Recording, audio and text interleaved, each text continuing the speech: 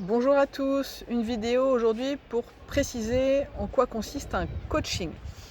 Le coaching, en fait, c'est accompagner une personne à la réussite de ses projets, aussi bien dans le domaine perso que pro.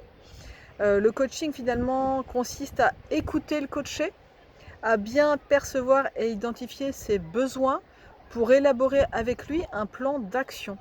Donc ça veut dire vraiment qu'il y a une séance pour mettre à plat un petit peu la demande, reformuler, être sûr de bien comprendre les tenants et les aboutissants, de mettre un plan d'action en place. La priorité en fait repose sur l'instruction, sur l'évaluation et le suivi. Finalement, c'est un partenariat qui est stimulant, qui est créatif. Le coaching n'est absolument pas une thérapie. Parce que c'est un accompagnement. Un accompagnement, c'est-à-dire que la personne va arriver avec une problématique. On va préciser cette problématique, en tout cas, on va l'accompagner pour préciser cette problématique.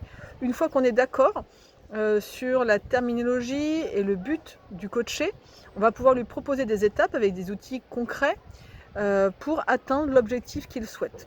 Donc il n'y a pas forcément besoin de beaucoup de séances, ça dépend de l'objectif fixé. Ça peut être quelques séances, avoir une dizaine ou une quinzaine de séances si c'est quelque chose de plus constructif et de plus important. La grande différence avec la thérapie, et je prends souvent cet exemple, c'est que la thérapie va finalement se poser plutôt sur ce qui s'est passé avant, sur pourquoi on en est arrivé là, quelle est la construction de la personne. Par exemple, je prends l'exemple justement de deux personnes qui vont courir dans un bois. L'une des deux personnes tombe dans un fossé. La première, du coup, va regarder la personne dans le trou et il y a deux solutions. Soit lui dire, analysons la raison pour laquelle tu es tombé dans ce trou, pourquoi tu en es arrivé là, qu'est-ce qui fait que dans ta famille ou dans ton histoire personnelle, voilà, on arrive à cette conclusion-là, en tout cas à ce moment-là de ta vie. Et la deuxième solution, qui est plutôt voilà, celle que je propose évidemment, c'est le coaching, c'est de tendre la main à la personne qui est tombée dans le trou, l'aider à sortir du trou et puis l'accompagner pour tenir son objectif et son cap afin que la situation ne se reproduise pas. Donc c'est deux façons différentes qui sont très utiles.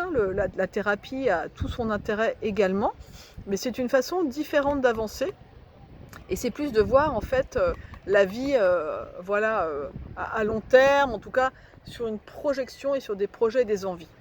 Il y a plusieurs types de coaching. Il y a des coachings qui vont être vraiment plutôt sur l'enfance, par exemple, aider les enfants, aider les parents dans leur relation avec leurs enfants. On peut avoir du coaching par rapport à l'alimentation, par rapport à l'anorexie, à la boulimie, il y a plein de choses. Coach aussi en entreprise, dans le management, des coachs sportifs, bon bref, il y a plein de types de coaching. Moi, le coaching que je propose, c'est du coaching, on appelle ça le coaching de vie, le coaching développement personnel. C'est plutôt d'accompagner les personnes avec une problématique spécifique pour arriver à un objectif précis, en les aidant à mieux évidemment les comprendre un petit peu les enjeux, faire des vraies prises de conscience, mais que la personne à la fin du coaching soit autonome pour qu'elle puisse avancer toute seule. Et ça, c'est vraiment quelque chose de crucial.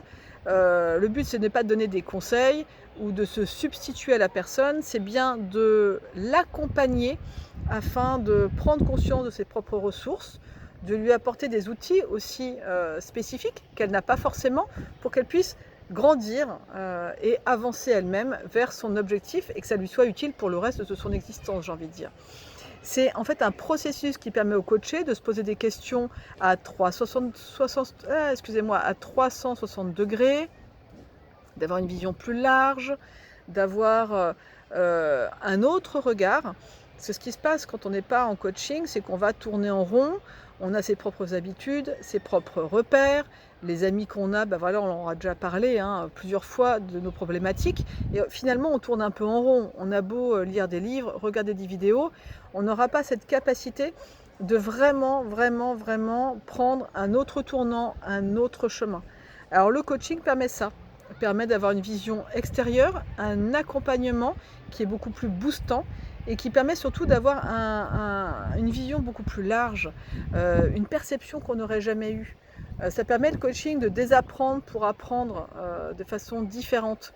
Et tout seul, on ne peut absolument pas avoir cette vision-là puisque on continue à fonctionner avec ce que l'on connaît.